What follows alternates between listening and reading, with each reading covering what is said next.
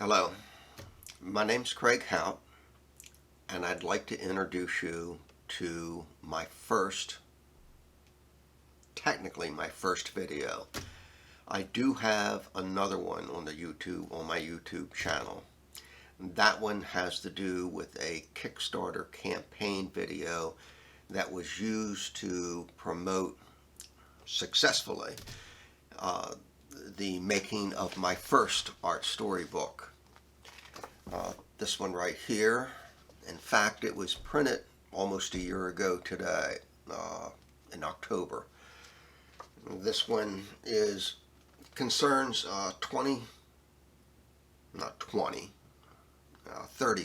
37 stories paired with my artwork. And at the bottom are 74 border artworks that go along with it. If you watch that video, you'll find out a little bit more about that particular book. The reason for this series of videos that I'm going to be posting is that I am creating a second art story book based on additional artwork that I have. I will be showing you the different phases of creating this art story book. That's the book cover design, front and back, the design work for different pages, the half title, title page. The pages themselves have their own particular designs incorporated with the stories and artwork. There's the stories themselves. There's the artwork that is part of it, the promotion, the Kickstarter program, the scanning, the InDesign work on the computer, the Photoshop parts of it, and at one point the printing stage, the self-publishing part. Well, all of this is the self-publishing part of it, but the actual printing with the printer. With that, I'm going to concentrate today on the cover page itself. And if you'll join me over to the easel, I'll show you the different phases that I've gone through.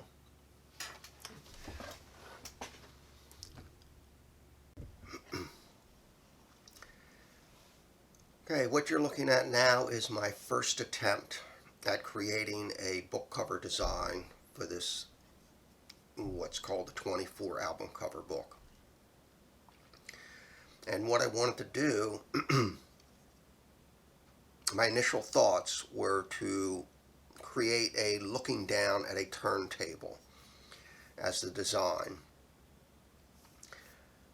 And so I have worked out how I want the tone arm, all these design parts of it, but it wasn't going to work. The size format that I'm working with is 9.5 by 9.5, and I want to keep that design, that size. And in reality, a turntable, even though the album fits a square format, the turntable itself is rectangle, and I could just not get the tone arm and all the fittings and parts to it situated so that it made sense in the square. So I stopped. I dropped that part and had to rethink everything. Okay, this is my second attempt. I dropped the tone arm completely. Started thinking of other ways of putting design work in here. You'll notice I fleshed out the border design a little bit more. It still gives me that feel of the edge of a turntable without it being a turntable. I've added some boxes to the corners, of which will incorporate a design there. And what I'm left with now is working out a design box right here that I will put my name in. This is third generation. What I'm doing here is working a little bit further along with connecting type of design boxes. I put this in, and even though I like the design, the more I looked at it, the more I wanted it to be larger and the font size a little bit smaller, because I wanted these dots that were going all around to show a little bit more. So with that inked in, I had to start a new one. Fourth generation. And I'm just doing a lower section view. The upper section still being worked on in development. But this gives you an idea of how it's progressed. The title box is larger. The font size is smaller. It shows my dot work a little bit better. I've got the dot work fleshed out a little bit more. That gives me a better chance of seeing how the design holds together. The cover of the book, or the album title, book title,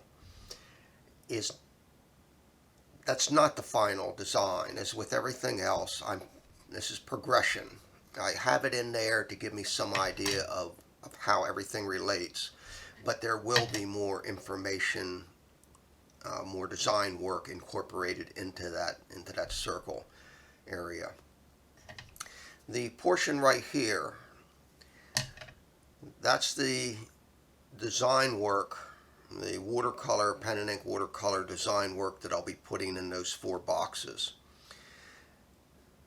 Each one of the 4 will be in a sequence that relates to the theme of the book, of the album covers. And that design element itself, the stick figures, the little houses, all the little design work, is actually what I had used. That particular design is what I used in the previous book, in the border artwork. And the same thing with the dot work and everything that is part of the cover of that book. This is my transition from one book to the next, whereas I want the design to be its own design. At the same time, I'm incorporating similar elements of the previous book so that I have a continuality from one book to the next.